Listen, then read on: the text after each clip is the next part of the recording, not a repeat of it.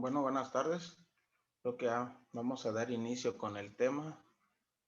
Esperamos un poquito más de 5 minutos, pero vemos que aún a lo mejor alguien más por ahí se conecta, ¿no? Pero bueno, vamos a dar inicio para no interferir con alguna actividad que tengan ustedes programadas para el día de hoy. Bueno, a lo mejor algunos ya me conocen, otros quizás no me conozcan. Soy el licenciado Henry Efraín Vázquez Palmero, licenciado en enfermería y actualmente me desempeño laboralmente en la jurisdicción sanitaria en el programa de vacunación universal. El día de hoy voy a compartir con ustedes un tema que muchos de nosotros ya conocemos, muchos de nosotros son actividades que realizamos en cualquier nivel de atención que nos encontremos de nuestro ámbito laboral, ya sea primer nivel de atención, un centro de salud o igual y en un hospital, ¿no? Entonces, es un tema relacionado con lo que sucede en esta temporada invernal y que es muy frecuente, que son las infecciones respiratorias agudas. Eh, el tema lleva por nombre manejo de las iras de manera ambulatoria. El manejo de las iras de manera ambulatoria se refiere más que nada al manejo que le vamos a dar, ya sea en nuestro hogar, en el primer nivel de atención, que en este caso sería un centro de salud, y también no vamos a abordar muy a fondo lo que es segundo nivel, porque ya es un abordaje clínico de hospitalización, pero en este caso no vamos a abordar tanto en eso. Más que nada el tema va centrado en lo que es promoción a la salud. ¿Por qué razón? Porque hemos dejado de hacer todo eso. Eh, Quizás suene a lo mejor un poquito extraño lo que voy a decir, pero no es, puede sonar extraño, pero no es extraño. Muchas de estas enfermedades se pueden prevenir, más bien se pueden prevenir, pero ¿qué pasa? Estamos actualmente enfocados más en tratar una enfermedad y no prevenirla, entonces dejamos como que de lado la parte preventiva, ¿no? Entonces, más que nada a esto va enfocado el tema. Es muy importante que nosotros sepamos, ya hemos escuchado en algún momento lo que es una ira, el manejo de una ira, pero es necesario reforzarlo. ¿Por qué razón? Porque a veces por alguna o otra razón o alguna función que tengamos en el área donde nos desempeñemos, no las llevamos a cabo, pero la retroalimentación, la actualización es algo muy importante. Entonces, voy a dar por inicio el tema. Si tienen alguna duda, pueden activar su audio y hacer la pregunta o si gustan también de manera directa en el chat o al finalizar la sesión podemos también darnos un espacio para preguntas y respuestas respecto a dudas que se presenten con el tema. Y también si ustedes quieren hacer alguna observación o agregar algo que a mí me haga falta, también es válido, ¿sale? Entonces, vamos a dar inicio con el tema, que es el manejo ambulatorio manejo de las iras de manera ambulatoria. Y bueno, vamos a ver que para empezar tenemos que definir qué es una ira, ¿vale? Entonces, ¿a qué se le conoce como ira? Es un conjunto de infecciones del aparato respiratorio causado por microorganismos virales, bacterianos y otros, con un periodo inferior a 15 días, con la presencia de uno o más síntomas o signos clínicos como son tos, rinorrea, obstrucción nasal, odinofagia, otalgia, disfonía, respiración ruidosa, dificultad respiratoria, los cuales pueden estar o no acompañados de fiebre. Bueno, entonces, conjunto de infecciones del aparato respiratorio. La mayoría de estas enfermedades respiratorias agudas son causadas por bacterias y virus, principalmente por virus, pero la bibliografía también maneja que algunos parásitos pueden ser causantes de iras y también algunos hongos pueden ser causantes de iras, pero principalmente las iras son causadas por virus y bacterias. ¿Qué tipo de virus son los que van a ocasionar estas patologías, estas enfermedades?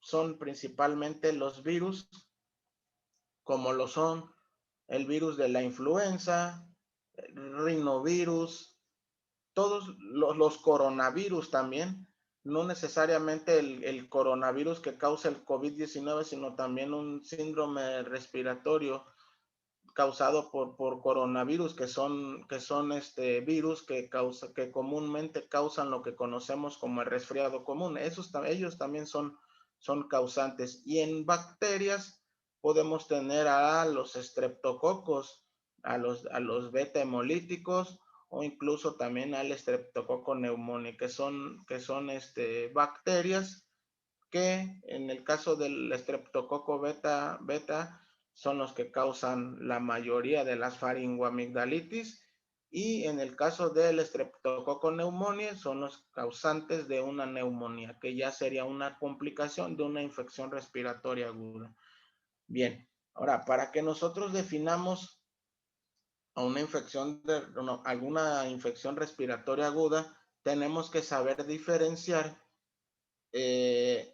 a qué parte del aparato respiratorio está siendo afectada. En este caso, las vías respiratorias, como nosotros ya sabemos, se clasifican o se dividen en vías aéreas superiores y vías aéreas inferiores. Cuando nosotros hablamos de una afectación o de una ira de vías respiratorias altas, tenemos que lo que se encuentra afectado es nariz, senos nasales, la faringe o la laringe.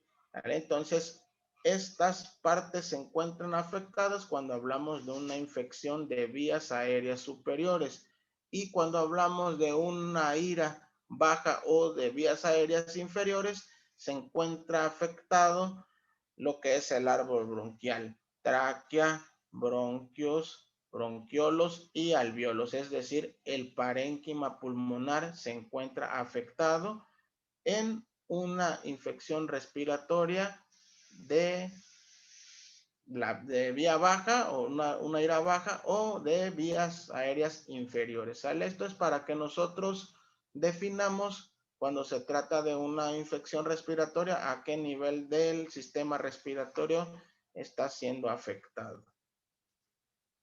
Bien, como les había yo comentado en un principio, ¿cuál es la etiología o cuáles son los agentes causales principalmente que causan las infecciones respiratorias agudas? Puede ser de origen viral y bacteriano, que son los que más afectan al organismo. Y si hablamos de virus, como ya les comentaba, algunos ejemplos de estos virus, que son los que más causan enfermedades respiratorias, son el virus de la influenza, el rinovirus. Son agentes causales virales que pueden causar, que son más comunes en algún tipo, y los coronavirus también, ¿por qué no? Que son causantes de iras de origen viral. Ahora, las de origen bacteriano, ya se los había comentado yo ahorita hace un momento, es el estreptococo, ya sea estreptococo B o estreptococo pneumoniae, son de los agentes causales que son más frecuentes. Bien, ahora, ¿cuál es el modo de transmisión de una infección respiratoria? Lo más común es que se lleve a cabo a través del contacto directo persona infectada con persona sana o aparentemente sana. Y esta infección, ¿cómo se puede dar? A través de las gotas de flush que son expulsadas por la boca y la nariz también al hablar, estornudar, toser o expirar. De esta forma, la persona infectada, cuando entra en contacto con la persona sana o aparentemente sana, puede transmitir enfermedades respiratorias. ¿Por qué razón? Porque los virus, las bacterias que causan estas infecciones viven o se encuentran alojadas en la boca y en la nariz, y a través, nosotros cuando estamos hablando, cuando estamos expirando a través del proceso de la respiración, cuando no estornudamos, cuando estornudamos, cuando tosemos y no nos protegemos, como nosotros ya sabemos, podemos transmitir estas enfermedades, estas infecciones respiratorias. Ya sabemos como cuáles, ¿no? Entonces, el contacto directo con la persona infectada también, si nosotros estamos sanos y la persona tiene contacto estrecho con nosotros, también nos podemos infectar. O también a su vez, el contacto con algún objeto o fomite y también superficies que están contaminadas con el virus o en este caso también con la bacteria, y posteriormente, si no nos hacemos el lavado correspondiente de manos, nos podemos llevar estas manos a los ojos, a la boca o a la nariz, y a través de estas podemos también transmitir estas enfermedades. Ahorita más que nada, estos modos de transmisión nosotros ya los conocemos. ¿Por qué razón? Porque ahorita estamos pasando por una pandemia, una contingencia que nos ha enseñado cómo se transmiten esta enfermedad que está afectando ahorita, pero eso ya nosotros sabemos que no solamente se transmite así el nuevo coronavirus, también se transmiten otros tipos de enfermedades de tipo respiratorio. Ahora, dentro de la clasificación de las infecciones respiratorias agudas, existen un número de enfermedades, un determinado número de enfermedades, siendo de las más comunes la influenza. Bueno, y entonces, ¿qué es la influenza? La influenza es una enfermedad viral aguda muy contagiosa que afecta las vías respiratorias. ¿Cómo se manifiesta la influenza? Se manifiesta aproximadamente en el 50% de las personas infectadas. ¿Por qué razón? Porque puede ser que el otro 50% no presente alguna sintomatología. El cuadro clínico es de inicio súbito. ¿Por qué súbito? Porque repentinamente podemos presentar algún tipo de sintomatología. Y este viene acompañado a su vez de fiebre alta, escalofríos, cefalea, malestar general, mialgias.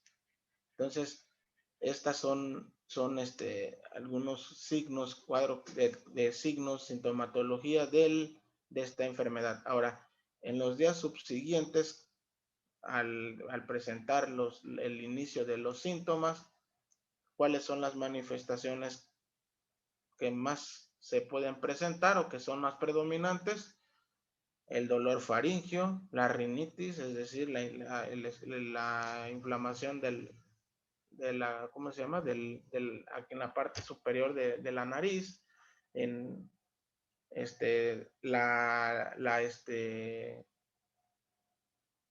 la liberación de secreción, el congestionamiento nasal y la tos no productiva. Entonces, son de los síntomas que se pueden presentar subsecuentemente, posterior a las primeras manifestaciones de la enfermedad. La tos suele ser intensa y duradera, pero los demás síntomas son de curso limitado y las personas se restablecen generalmente en el término de 3 a 7 días. Es por eso que se le da el término de que es son infecciones de tipo aguda. ¿Por qué razón? Porque presenta periodos cortos. Los niños, adultos mayores, mujeres embarazadas o personas con alguna comorbilidad o inmunodeficiencia pueden presentar alguna complicación grave. Esto nosotros ya sabemos. Y ahora, ¿cuáles son las principales medidas preventivas para evitar que nos enfermemos de influenza? Pues es evitar el contacto directo o la protección, el lavado frecuente de manos, eh, evitar saludar de mano, beso a las personas que presenten algún tipo de síntoma respiratorio y el lavado frecuente de manos, el uso de gel antibacterial. También todas estas medidas preventivas aplican para este tipo de enfermedades, no nada más para el COVID-19, porque pues nosotros ya no sabemos hasta de memoria al derecho y al revés todas estas medidas preventivas, pero mientras una persona que tenga alguna sintomatología respiratoria no tenga un diagnóstico confirmado, puede ser sospechoso de muchas enfermedades. Se puede sospechar de COVID, se puede sospechar de influenza o se puede sospechar de alguna otra, de algún otro cuadro, no puede ser alguna neumonía, puede ser incluso, no entra dentro de la clasificación de infecciones respiratorias, ¿no? Pero podría ser hasta una probable tuberculosis pulmonar. Para esto, nosotros, como ya se los había yo comentado en temas anteriores, siempre es muy importante tomar en cuenta los criterios de una definición operacional de caso, qué tipo de sintomatología, y eso pues nosotros ya lo he repetido en temas anteriores y nosotros también ya lo sabemos de acuerdo a las actividades o a las funciones que desempeñamos en nuestro ámbito laboral. Ahora, la influenza es causada por un virus. ¿Y cuáles son las características de este virus? El agente causal de la influenza, pues ya sabemos, es el virus de la influenza, que es un virus compuesto por ARN y que pertenece a la familia de los Orthomicoviridae, y existen 3 serotipos de el virus de la influenza: el serotipo A, el B y el C. Ahora, de estos 3 serotipos, ¿cuáles son los que son los que son más contagiosos o los que probablemente puedan causar más enfermedades? Son los virus del tipo A. No quiere decir que los demás no lo sean, ¿verdad? Pero los que son del serotipo A son los que generan o que son más contagiosos, que son más comunes que se presenten. Ahora, ¿cuál es una de las principales medidas de prevención de las complicaciones de esta enfermedad? La vacunación contra la influenza es una de las principales medidas de prevención de complicaciones.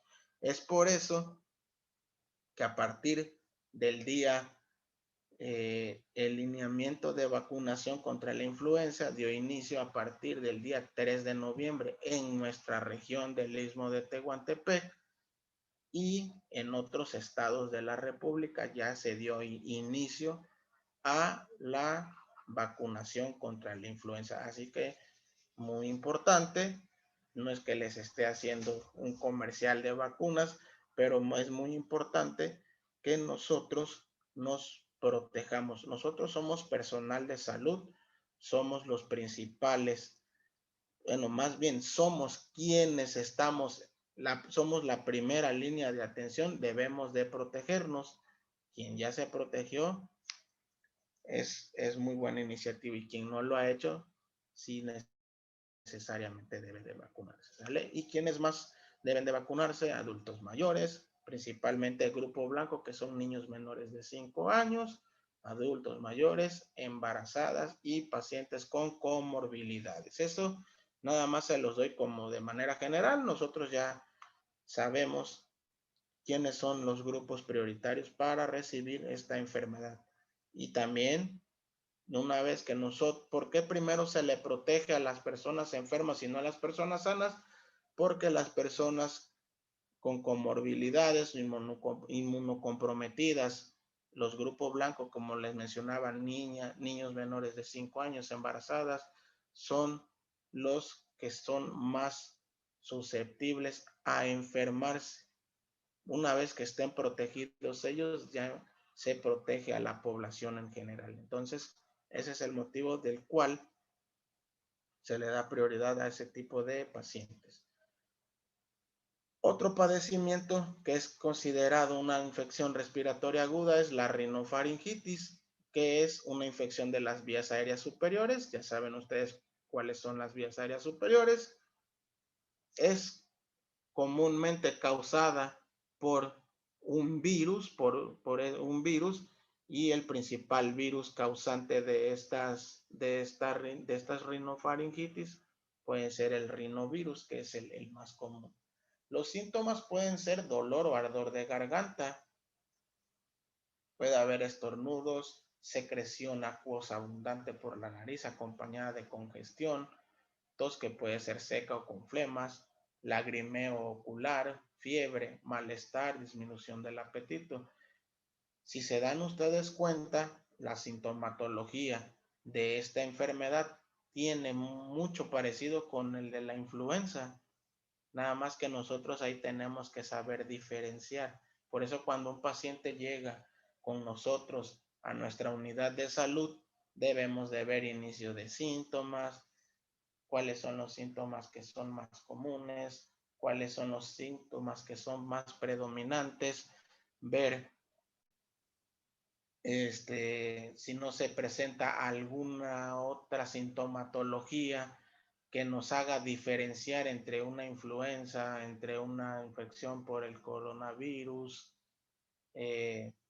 y esta, la rinofaringitis, ¿no? Entonces es muy importante que nosotros cuando el paciente llegue, interroguemos, valoremos, observemos a nuestro paciente. ¿Por qué? Porque esto nos va a indicar cuál va a ser el abordaje que se le va a dar al paciente, ¿no? Entonces, muy importante que nosotros sepamos diferenciar esto. Ahora, la secreción nasal puede ser también algo amarillenta, y cuando se presenta una secreción amarillenta, puede ser una presencia o no es también no necesariamente un indicativo de que el paciente requiera antibiótico. Entonces, por la sintomatología es lo que yo les vuelvo a repetir, nosotros tenemos que aprender a diferenciar cuando se trata de un cuadro de tipo viral o un cuadro de tipo bacteriano. Pero nosotros, si somos muy observadores, nos vamos a dar cuenta. Entonces, la mayoría de las rinofaringitis son de origen viral, como les decía, pero también bacteriana, y nos podemos guiar de alguna secreción o incluso de la presencia de fiebre, cuántos días lleva con fiebre,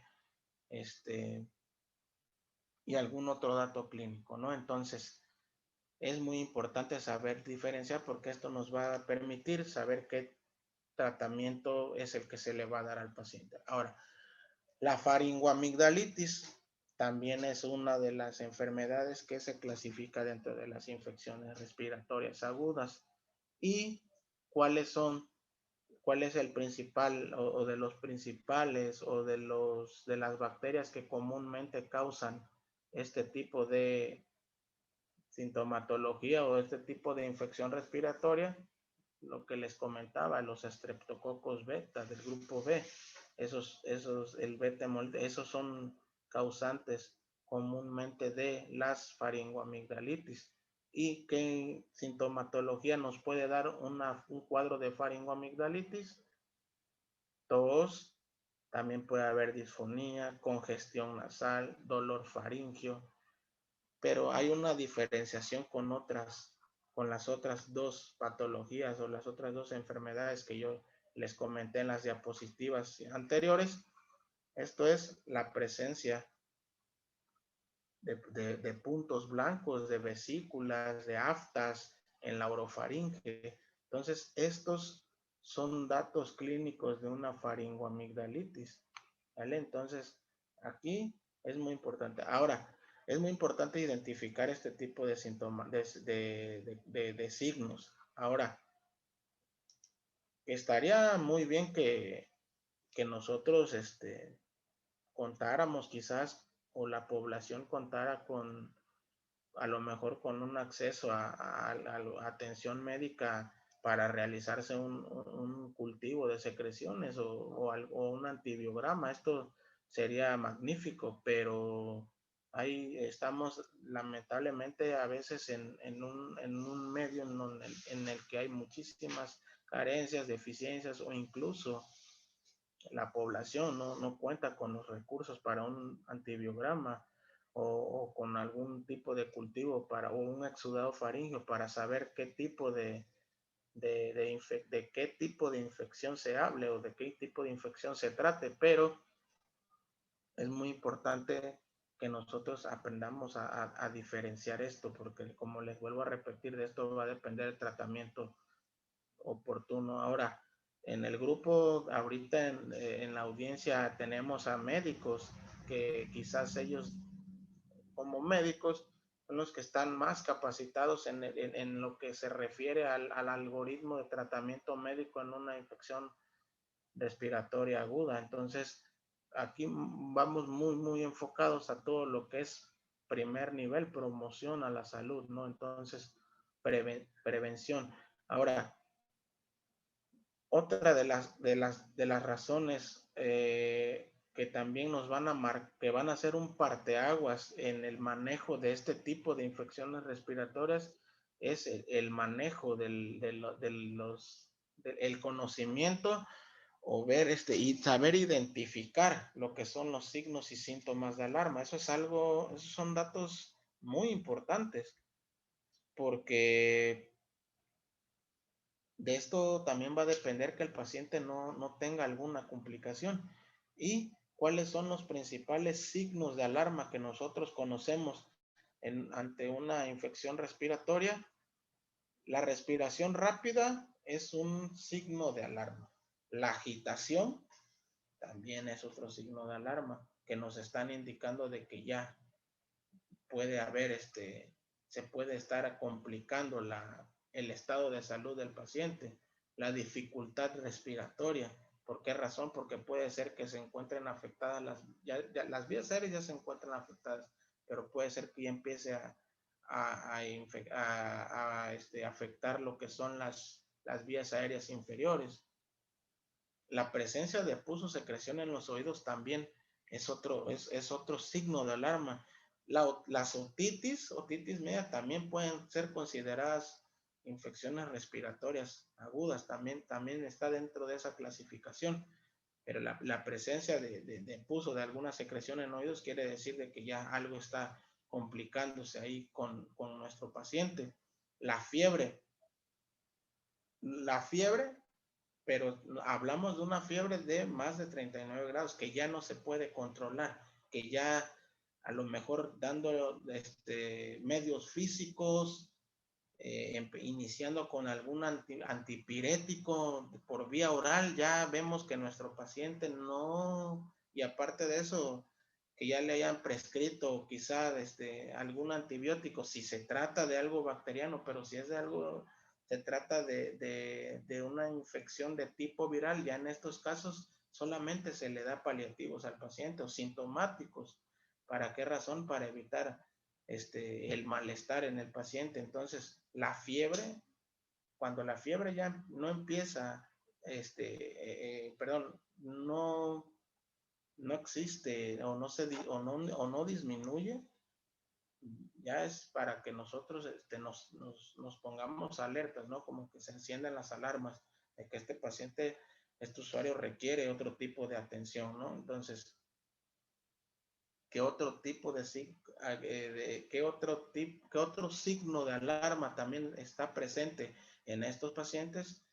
En la dificultad para alimentarse. ¿Por qué razón? Porque ya tienen problemas para la deglución, tienen dolor en la deglución.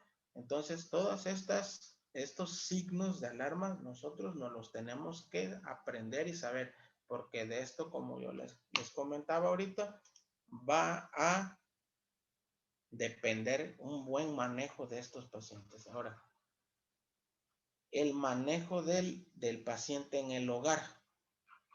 Algo que es muy, muy importante en este tipo de enfermedades es que nosotros tenemos que hacer promoción con las mamás de los menores, de los niños, o incluso también darle promoción a la salud a los adultos. Es algo muy importante, es evitar la automedicación. Ahorita en la actualidad estamos ante situaciones en las que por cualquier cosa que se presente, ya sea un dolor de cabeza, un dolor de garganta, un dolor de espalda, para todo ya la gente es muy dada a automedicarse. Esta parte es muy importante hacerle mención a la población. Evitar la automedicación. ¿Por qué razón? Muy importante. No sabemos si se trata de una infección de tipo viral o de tipo bacteriano. Supongamos que se trate de una infección de tipo bacteriano y nosotros nos automedicamos con algún tipo de antibiótico que no es el que corresponde para la bacteria que nos está ocasionando esta infección, podemos hacer que la bacteria que esté causando esta sintomatología genere resistencia. Por eso es muy importante hacer mención de esto con los pacientes. ¿Por qué razón? Porque hay pacientes que ya se saben hasta que si tienen algún malestar de la garganta, ya saben qué tomar. Ya está, incluso ahorita pues estamos en la tecnología ha avanzado mucho, ya hay quienes ya hasta se meten a algún buscador o ingresan a algún buscador de los portales de internet y ya buscan qué tomar, para qué. Hay gente que tiene conocimiento de que qué es lo que puede tomar, porque a lo mejor alguien se lo dijo, porque lo escuchó por algún spot de radio, por algún comercial. Entonces no tienen ni la menor idea de lo que puede generar el hecho de automedicarse. Entonces esta parte es muy importante, ¿no? Igual a la madre del cuidador, del cuidador en el hogar, es muy importante que le digamos que evite la automedicación, ¿vale? Ahora, algo muy importante también es el manejo del plan A, del plan B y del plan C. ¿Sale? Ahora, hablemos del plan A. ¿Cuál es la principal acción del plan A? La alimentación. Muy importante. Hacer difusión con la madre del menor, con la la cuidadora o el cuidador del menor. Muy importante la alimentación. ¿Y por qué les pongo esta ilustración de una mamá lactando a un bebé? Porque es importantísima la alimentación, principalmente en este tipo de pacientes que hayan dejado de comer. Es muy importante que sigan la lactancia materna. ¿Por qué razón? Porque a través de la lactancia materna la madre le confiere inmunidad al bebé, pero también vamos a evitar que este niño tenga deficiencia en la nutrición, ¿no? Entonces es muy importante la alimentación, no dejar de dar lactancia materna a este tipo de pacientes. Y a los adultos, a los niños que son un poquito más grandes, que ya no son bebés, que son niños de 8, 9, 10 años, también es importante la alimentación. Y en esta alimentación, ¿qué tipo de alimentos es conveniente o es importante que ingieran? Alimentos que contengan vitamina C. ¿Y cuáles son los principales? Los cítricos, ¿no? Nosotros ya sabemos ya tenemos conocimiento de cuáles son algunos alimentos que contienen la vitamina C y que son muy importantes para el fortalecimiento del sistema inmune, ¿vale? Entonces, esta difusión del plan A es muy importante. Aquí tenemos que hacer muchísima promoción a la salud. Ahora, el plan B, las bebidas abundantes. ¿Por qué razón es importante que el paciente mantenga un estado de hidratación? Porque a través de la fiebre puede perder líquidos. Otra razón, porque el hecho de que el usuario ingiera líquidos, ¿en qué nos favorece? Favorece en que si este usuario presenta secreción, ya sea nasal, o tenga alguna expectoración, tenga flemas en presencia de secreción en los pulmones, el hecho de que el paciente ingiera líquidos favorece a que las secreciones se vuelvan más líquidas y sean más fluidas y puedan ser expulsadas, ya sea a través de la tos o a través de la evacuación. Entonces, es muy importante también el hecho de que el paciente beba abundantemente líquidos. Es por esa razón que nosotros también tenemos que dar ese tipo de información a la madre del menor, o a la mamá, a la cuidadora o el cuidador del menor, ¿no? La identificación de los signos y síntomas de alarma y el manejo, ¿no? El plan A, el plan B y el plan C. El plan C va enfocado a la atención médica que reciba nuestro paciente. ¿Sale? Entonces, ya en el plan C se evalúa, se valora al niño o a la persona, al paciente que esté cursando con este tipo de sintomatología o de cuadro clínico. ¿Y qué es lo que se busca? Se busca ver qué manejo se le va a dar a este usuario. Si este usuario requiere de antibióticos, si requiere de algún otro manejo, es muy importante que nosotros sepamos qué manejo le vamos a dar al paciente. Ahora, es muy importante que nosotros sepamos cuando valoremos a un paciente, veamos si se trata de una ira que se está complicando, es muy importante que nosotros sepamos qué sintomatología puede presentar. Ahora, si el niño o niña presenta tos, rinorrea, otalgia, otorrea, odinofagia, exudado purulento, además de síndrome infeccioso de menos de 15 días de evolución, ¿qué es lo que tenemos que identificar? Si necesita atención integrada o no, o si sí necesita atención integrada o no necesita atención integrada. Ahora, si el paciente no presenta, no requiere atención integrada, pues solamente se le da el manejo como se los comentaba ahorita. Pero si el paciente sí requiere este tipo de atención, tenemos que valorar si el paciente no presenta polipnea. Y si el paciente presenta polipnea, nosotros tenemos que valorar cuántas respiraciones tiene por minuto. Y si vemos que este paciente empieza con las respiraciones por minuto va en aumento, tenemos que también valorar si este paciente tiene algún otro signo agregado. Puede ser tiraje intercostal o sibilancias respiratorias. Ya en este caso se toma la determinación de hacer otro tipo de auxiliares diagnósticos. Puede ser una radiografía de tórax, pueden ser estudios de laboratorio.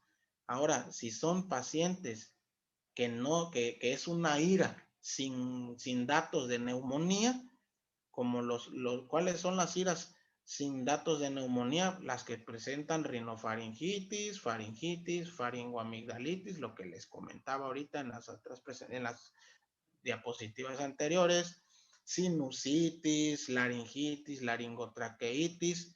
A estos pacientes se les va a dar atención con el plan A, que fue lo que yo les comentaba ahorita. Ahora, si es un paciente con datos de neumonía, tenemos que ver si presenta algún otro signo, algún otro signo, ¿sale? ¿Como cuál? Aleteo nasal, si el paciente ya empieza a presentar cianosis, si tiene presencia de tiraje intercostal, si hay retracción sifoidea o disociación torácico-abdominal, lo que se valora en un Silverman, ¿no? Que son esos signos. Entonces, si es una neumonía grave, ¿qué tienes que hacer? Ya en este momento el paciente se debe de derivar con una atención más avanzada, ¿sale? ¿Y qué es y qué más se tiene que hacer? Pues el plan C, ¿no? Que es la consulta, ¿sale?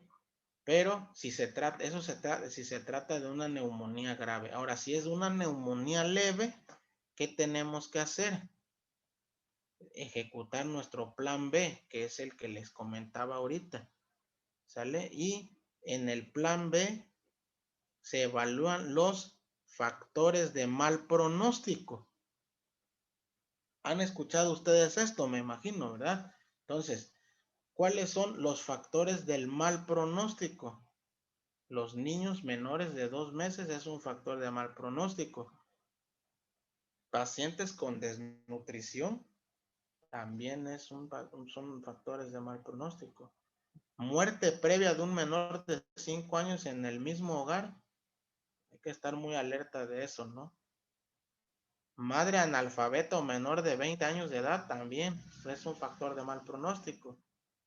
El hecho de que nosotros también tengamos una dificultad para trasladarnos a una unidad de salud para recibir atención también es un factor de mal pronóstico.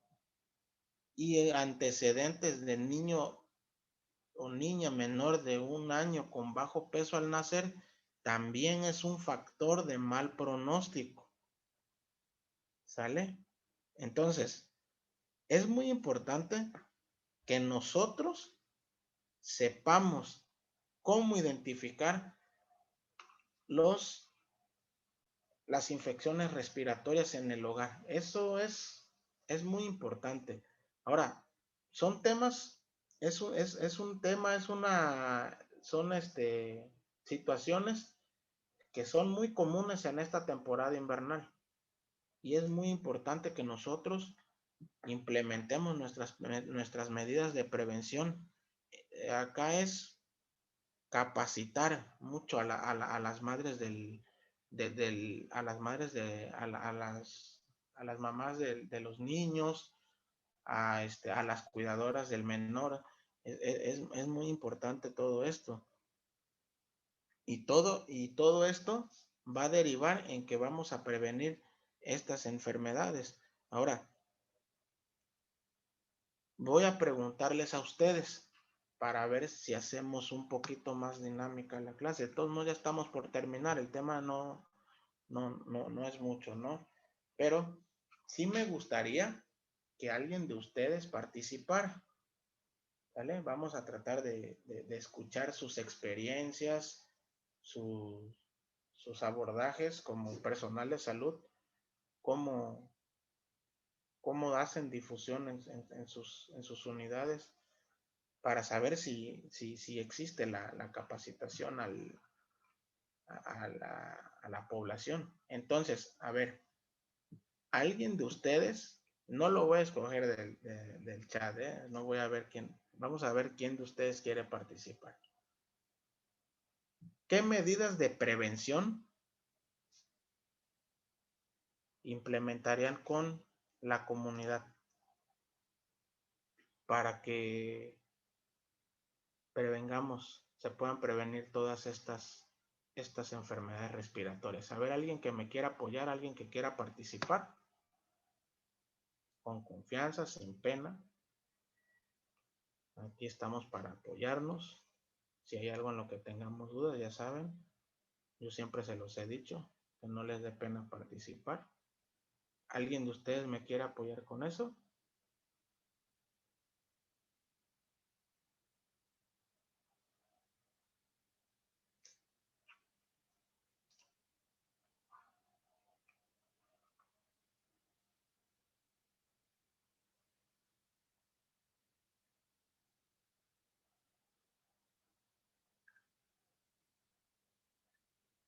Nadie.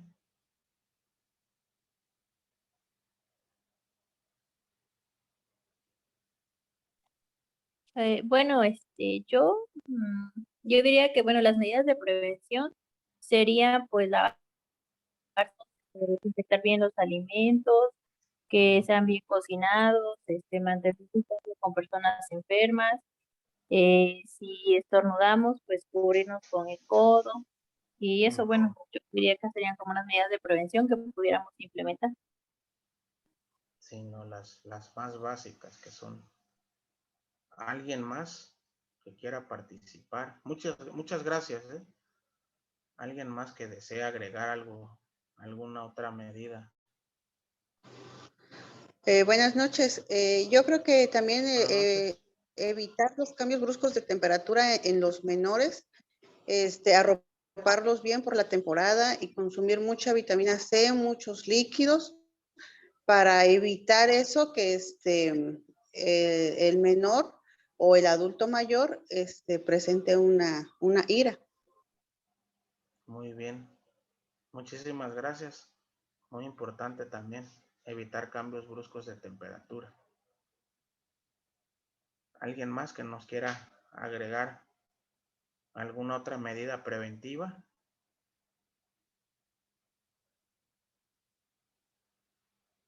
Cuando llegan sus pacientes a sus centros de salud, llegan con alguna sintomatología, le checan sus signos vitales para que pasen con el médico y hacen ustedes lo que es la valoración de enfermería, porque pues nosotros ya sabemos que en la actualidad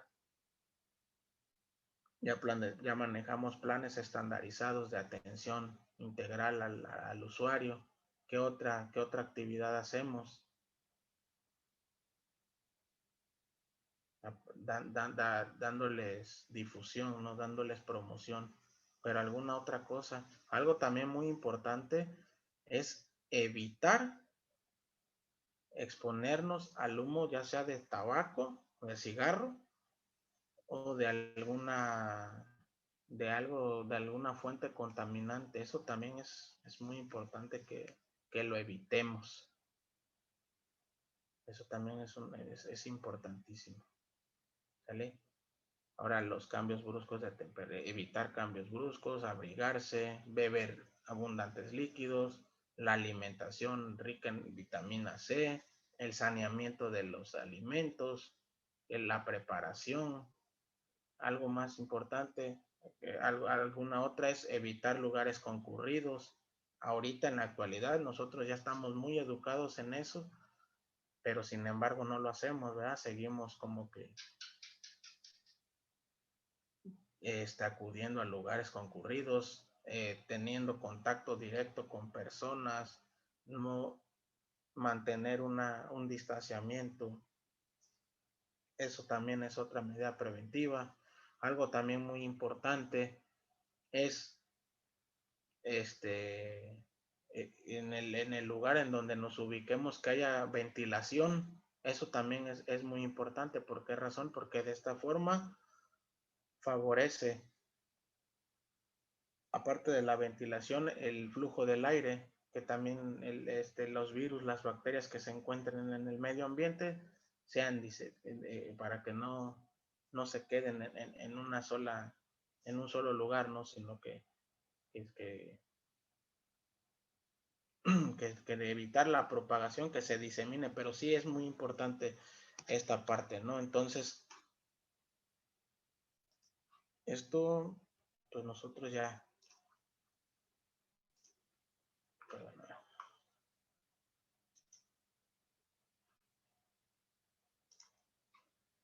y otra parte muy importante también, lo que les comentaba, la vacunación, esquemas de vacunación completos, no solamente con vacuna influenza, que otra vacuna también es muy importante que los adultos mayores o los niños tengan en sus esquemas de vacunación. Neumococo. La vacuna contra el neumococo también es muy importante. En el caso del niño es la vacuna contra el 13 serotipos, que se aplica a los 2, 4 meses y al año. Es muy importante. Y en el adulto mayor, ¿cuál otra? La neumo 23 valente, neumococo contra 23 serotipos. También es muy importante. El lineamiento de esa vacuna ya no lo sabemos también. Algunos, otros, pues es muy importante que lo sepan. Pero tener un esquema de vacunación completo también nos va a ayudar o va a evitar que existan complicaciones, ¿no? Entonces eso también es muy importante. El tema de vacunación también es algo, es algo muy importante. Bien, de mi parte, pues es todo. No sé si alguien quiere agregar algo más, algo que se me esté pasando, algún médico por ahí que nos quiera apoyar, si el, ¿cómo se llama? Si la atención o qué tipo de medicamentos es lo que se maneja en estos pacientes.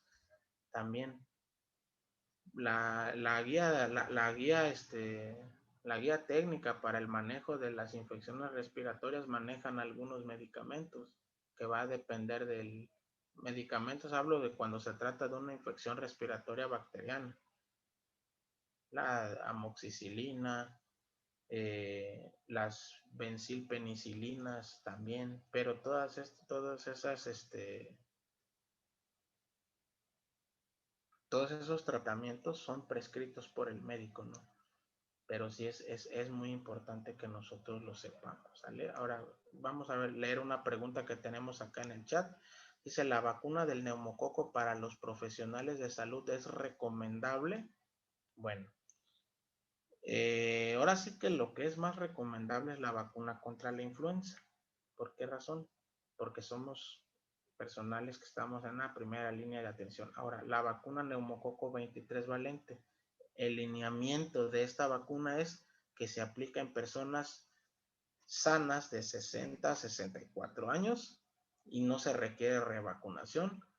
En personas de 65 años que presentan alguna comorbilidad o que su estado inmune se encuentre comprometido o esté inmunocomprometido, ellos son candidatos a recibir esta vacuna. Niños con esquemas incompletos de vacunación con neumococo 13 valente también son candidatos a recibir vacuna Neumo 23. Y nosotros como personal solamente lo podemos utilizar como refuerzo cuando se trate de una contingencia. En este caso sí podemos hacer uso de este tipo de vacuna. ¿Por qué razón? Porque cuando estemos en atención al paciente podemos contraer algún tipo de enfermedad o de infección respiratoria. Entonces, cuando hay indicación ¿cómo se llama?, de vacunarnos, porque vamos a entrar en contacto con cierto tipo de población, sí es recomendable un refuerzo. Esta vacuna se estuvo aplicando cuando fue la contingencia por el sismo del 2017. Ahí sí cuando nosotros anduvimos haciendo actividades de campo, sí nos las aplicamos porque nos teníamos que proteger. Ahí sí. No sé si ha quedado resuelta la duda de la vacuna neumococo para profesionales de la salud. Tenemos por acá otra de Jorge Gijón García. Dice, ¿cuáles son los signos y síntomas que diferencia a una bacteriana y una ira viral?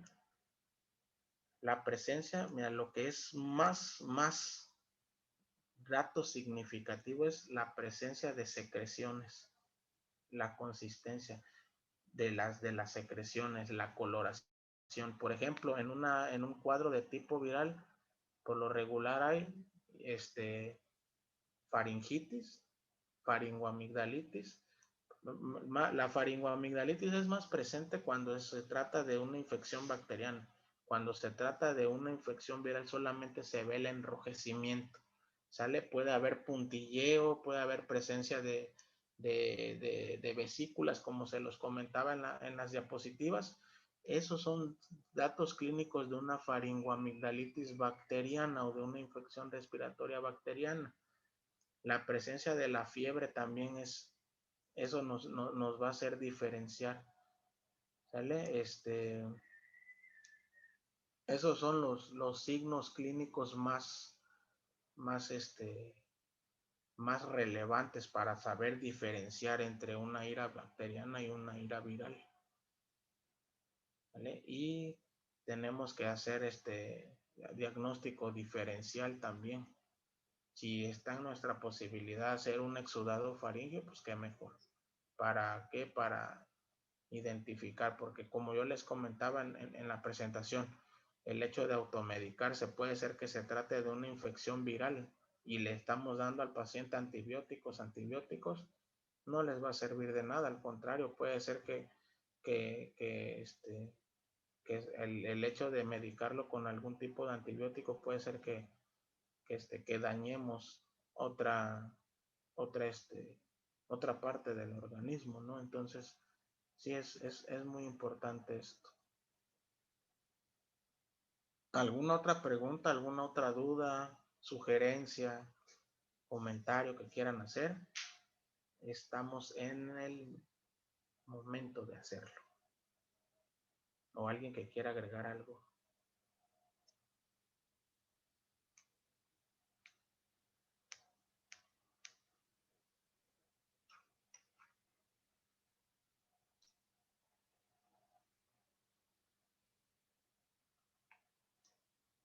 No, creo que no, ¿verdad? Bueno, acá el maestro Abel nos deja un mensaje donde dice que todos los participantes que deseen obtener su constancia digital tienen un costo de 300 pesos. Favor de enviar su nombre completo y grado académico al número que deja aquí en el chat. Esto ya es para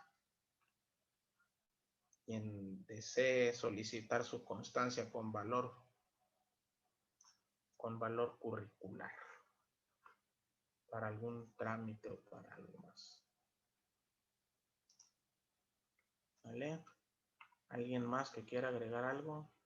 Creo que ya nadie, ¿verdad? Doctora Joana, ¿algo que quiera agregar? ¿Algo en lo que nos quiera apoyar con sus conocimientos?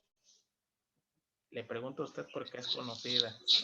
Hola, ¿qué tal? Buenas noches. Estaba escuchando precisamente cuando preguntaba usted sobre qué más podíamos hacer sobre la, ¿cómo se llama? Promoción o prevención de estas enfermedades. Estaba a punto de decir vacunación, pero me ganó. Y yo creo que desde el momento, sí, me ganó.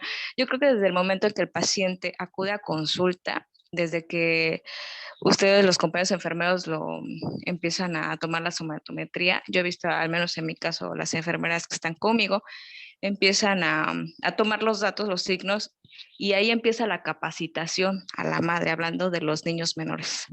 Desde ahí empiezan a capacitar a la mamá sobre los signos de alarma, y yo creo que precisamente es el momento que nos sirve bastante hasta antes de entrar a la consulta. La mamá ya nos puede dar incluso más detalles o más mejor sintomatología de su bebé que desconocía, ¿no? En ese momento, cuando les damos los datos de alarma, ellas definitivamente se ponen más, creo que ponen más atención al menor. Hablarles sobre vacunación también es muy importante, En el caso de las infecciones respiratorias agudas, creo que la mayoría de las mamás desconocen a veces o no llevan a sus hijos a vacunar. Y cuando nosotros capacitamos, es muy padre ver que tenemos el esquema de vacunación completo. Cuando ya pasan a consulta, pues se van, yo creo, muy satisfechas de haberles dado la atención. Y finalmente también decirles a ellas, hablaba usted de la automedicación. Muchas madres llegan y nos dicen qué es lo que tienen los bebés o qué es lo que tienen sus nenes y nos dicen, ya les di esto, ya les di el otro, pero no saben realmente, ¿no? Que pueden hacerle daño a sus hijos. Y cuando empezamos a darle la consulta y a la capacitación, pues es mucho mejor.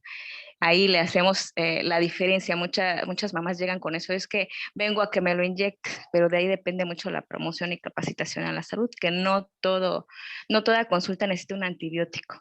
Hay que diferenciar los procesos virales de los bacterianos, pero depende mucho de la promoción a la salud. Es cierto, doctora, tiene usted mucha razón. Muchas gracias por su participación. Espero que el Sí, tema gracias. haya despejado algunas dudas, haya reforzado haya reforzado sus conocimientos. Ese es el objetivo siempre, ¿no? Siempre que les doy un tema de capacitación, siempre se los digo, que a mí me gusta que se vayan sin dudas, no con más dudas de las que llegaron. Siempre les soy muy enfático en eso, ¿no? Entonces, pues de mi parte es todo. Doy por concluido el tema. Espero haya sido de su agrado.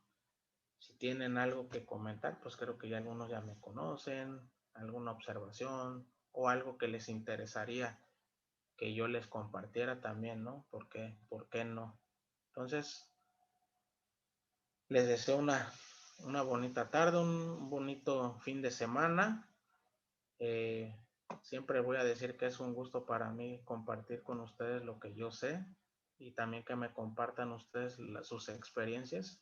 Eso también es grato para mí. Entonces, yo doy por finalizado el tema. Si tienen alguna otra duda referente a lo del trámite de constancias y todo lo que tenga que ver con ese tipo de cuestiones, ya lo abordan directamente con el maestro Abel, ¿no? Entonces, de mi parte sería todo. Cuídense mucho. Nos vemos la próxima. Hasta luego.